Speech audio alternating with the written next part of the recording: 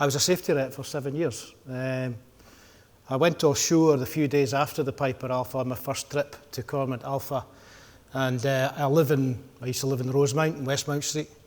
So on that night I was at home and I heard the choppers coming in to Forster Hill, and so that really made a big difference to me around how I lead and how I believe we need to do with safety. And that was a big part of what I formed my leadership style as I've developed through my work in life. But the one incident that really did affect me more than other was in the 11th of September 2003. And that was actually on Brent Bravo. I wasn't on Brent Bravo, I was in Cormorant Alpha. I was an OIM in Cormorant Alpha. But I had a lot of friends in Brent Bravo. I did know the individuals who lost their lives that day. And it really affected me. And it was the way that the company, Shell, shared and learnt. I was actually going to hear something of that today. And it really affected me in the way that people normalise things. People don't follow procedures because they're too hard to follow. And also that leaders can sometimes get it wrong and not lead in the right way. And so ever since I went through that experience, that's how I see and want to drive a safety culture across our great industry. As I say, Step Change in Safety, I've been here now for basically a year next week. It's a great honour to lead such a great organisation as Step Change in Safety. You know, we really hear about preventing incidents, injury across the energy industry, and we're really refreshing our strategy to look at the next 3-5 years and where we're going and what we can do around internationalisation. You know, we're looking at other parts of the world. To Sam's point, there's a real opportunity to export what we do in the UK elsewhere and really trying to drive into the energy transition. But I fundamentally believe that every incident and injury is preventable. I fundamentally do believe that. I know they happen, but whenever I've investigated an incident, I've always found things that we could have done to prevent that incident through a barrier model. And I think that's important. Leaders need to believe that they can make a difference and something that they can actually challenge and make sure that we do deliver a safe culture, that everyone goes home at the end of the day. And I just want to say, as a safety rep community, the network of the safety reps is probably one of the most powerful networks we have in Step Change in Safety. And I really want to make sure this is a vibrant network. You all feel empowered to make the difference. You're connected and you're sharing and learning going forward. So really important network, and let's all play our part.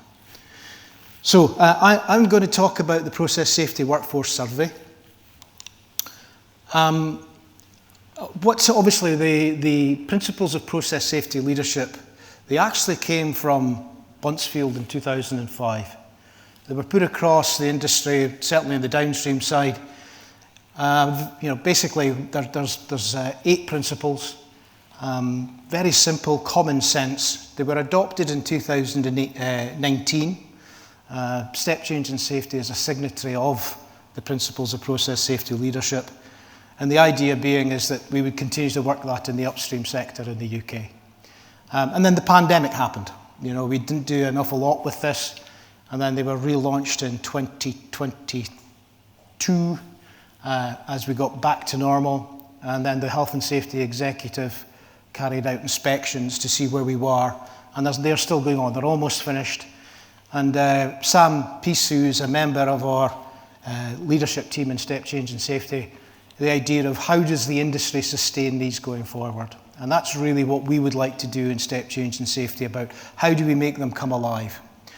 And those are the principles. And what we did last year with our partners in Pyrasis, we broke them down into these categories: clarity, competence, proactivity, culture, engagement, auditing, informing, and sharing. And we actually carried out a survey back in 2023, in the second quarter of 2023, where we targeted the executive leadership in our industry. We had 72 companies responded to it, with 450 senior board people, CEOs, managing directors, operations directors, maintenance directors. So we targeted those 450 and we got some results. And in 2024, we identified that really we should actually now go out to the wider community and see what people think about the principles of process safety leadership.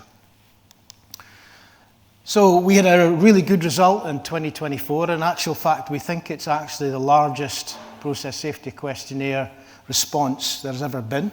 Nearly 2,000 people, 90 organisations and 90 of our members responded to it. And we had the average score of 74% out of 100%. So that was the kind of the scoring across the whole of the industry, 74%, which is positive, which is really good. And we kind of draw some conclusions. And the conclusions was that process safety culture is firmly embedded in most organisations, with almost everybody confirming that they are comfortable reporting hazard and stopping the job when needed. So that's really good news. But I'll show some data so that we do have some work to do. So it's pretty clear, and that kind of aligned very much with what was said in the executive leadership one last year. So that's really good news. There's some real alignment. In actual fact, as I showed, the workforce one was more positive with regard to stopping the job than the leaders. Sharing major accident information across the industry is still an issue, with fewer than half of the respondents knowing how their organisation compares to others. So this whole aspect of sharing and learning is still an issue. And that was highlighted as the main issue in the actual one in 2023, is we're not sharing and learning. So I just, great to see someone like Mike coming here and sharing something that really would be, they've gone through a journey. Great to see that with those key lessons about all of us. How we all know the management system is important. We all know that risk is a team game and leadership is really important. So that's really key about people sharing those stories. And the other thing we found out was when the senior leaders were asked last year, they scored them very high about how they engage with the teams offshore and the teams onshore. They scored themselves very high. But what we're seeing in the data we got was that the workforce were saying there's more work to be done. It's maybe not as good as you think it is. And that's kind of key information that we will use going forward. So who completed the survey? What was really pleasing was that we really did get a good response from technicians, the managers offshore, frontline supervision, senior supervision. So we really did get a good response. So those 2,000 people were really key around, it was the right people who were answering the questions. And as we say, we got quite a lot from the people who are 20 plus years and obviously 10 to 20 years. So a lot of experienced people answered the survey. So one of my insights would be there are younger people in the industry. We didn't get a tremendous amount back. So why was that? We didn't get young people talking about it, or people who've only been in the industry a short period of time. We got lots of experienced people who were willing to take the survey. So it's something that's quite interesting about that, maybe about how do we engage further with new starts, and also about how do we make sure that people do want to respond to these things. And then what we targeted was that high hazard workers and operations were well represented. So, over, I think it was nearly about 1,100 people actually worked in high hazard operations all the time. And we identified that people were working there occasionally, and no, they didn't. They were working in an onshore environment or whatever. So we really did target the right people. And then if you look at the departments, operations, maintenance, HSEQ, engineering, we really did target the right demographic of people to give us this data so that we've got that.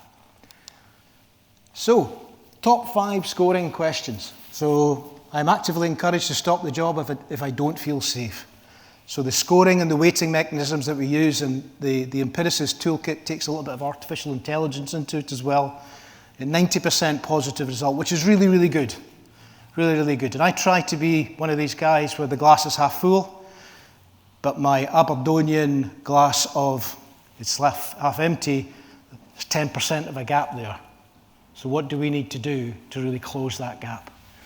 But I'm trying to be positive today. And I understand how my work contributes to keeping people safe. I'm not going to go through it, but there was lots of positives, which was great. And what was really quite pleasing, I know the barriers and controls in place to manage major accident hazards in my area.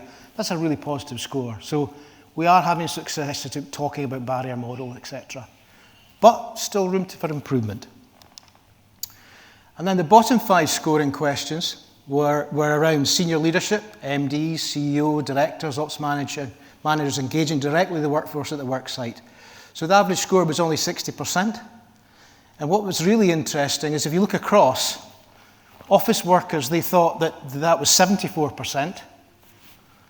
Occasionally going offshore was 66%, but the high hazard people, The people who actually are offshore, 53%. That's quite a drop from 60 to 53 statistically. So it seems to be there's a real mismatch about how senior leaders are engaging in the front line. And I've experienced senior leaders prioritise production over safety. So 64% people said that. And then obviously 72% they've seen that onshore, 62% with people working in high hazard operations, be it onshore or offshore. And people outside of our organisation, like vendors and contractors, participate actively in our major accident hazard management, 64%. So there are some real opportunities to engage with the wider supply chain on these issues. So what came out from the survey was areas of strength, culture, and then what was quite interesting, it's still a lot of the stuff that came through from the culture parts of the engagement was very positive, but there was this standout about how senior leaders actually engage. That was the standout piece that came out. And then areas to improve senior leader engagement and obviously sharing and comms, so this idea of sharing and learning. Really why Step Change is here is to share this information and actually learn. I always say it's easy to share, it's a lot harder to learn. So how are we going to make sure that we do learn from these things? And as you can see, the workforce survey was 74% versus the leadership was 76.9%. So the leadership had a little bit more of a positive view on what culture there was. It's not a huge gap, but statistically that's quite a large gap and something that we need to be aware of, and how do we ensure that the leadership understand what the teams in the front line really need. And then finally, there's lots of different things in here. So what was quite interesting, this is the leadership score from last year and the workforce score, but I feel that people in my team are reticent to report existing and potential hazards. And basically what they did, they do this in surveys, they flip the question sometimes just to make sure you're awake and you're asking the question. So they put one in the workforce question where I don't feel comfortable reporting potential hazard to my manager. It was 86.49. So think about that. It's actually a flipped question, so that's a really positive thing in the sense of that actually the workforce feel more comfortable with stopping the job than the managers think. Yeah. And then the other one that's kind of really a standout, senior leaders clearly understand the implication of organisation change with regard to process safety management. There's a bit of a difference in there, but when you actually look at this one here, which is the senior leaders engage with workforce when on site, a huge drop, 23% of a difference. So that's something that statistically is quite high. So therefore, those are the key areas that we'll be focusing on. And so just a summary, what we're doing with that information is obviously we need to continue on the positive aspects of building our culture and our knowledge of major accident hazards, and Step Change will continue to do that. We need to redouble our efforts around sharing and learning. We have lots of mechanisms that we use in Step Change and Safety from the sharing and learning perspective, or any of the work groups, through the networks, through the Step Change and Safety rep networks. It's all about that sharing and learning, you giving us stuff to us letting it get out there. And then the other one is about trying to promote greater engagement from senior leaders with the high hazard people who are in the front line. And what we're doing right now is we've got a process safety leadership work group that's come together. We've got a variety of people involved in that. It's under a co-chair with Bruce Webb from an organisation called Scrap Energy, and Laura Fort, who is a process safety technical expert with BP. And we're coming up with ways and means to actually drive this forward by using things like TED Talks. We've got lots of tools and techniques we could utilise in Step Change and Safety. And obviously the big part, I would say, is as we go forward on this journey with the Process Safety Leadership Work Group, is that we really want the Safety Reps Network involved, telling us what you need, getting involved, trying to understand what it is we can do to really help with this closing of the gaps that our survey has given us.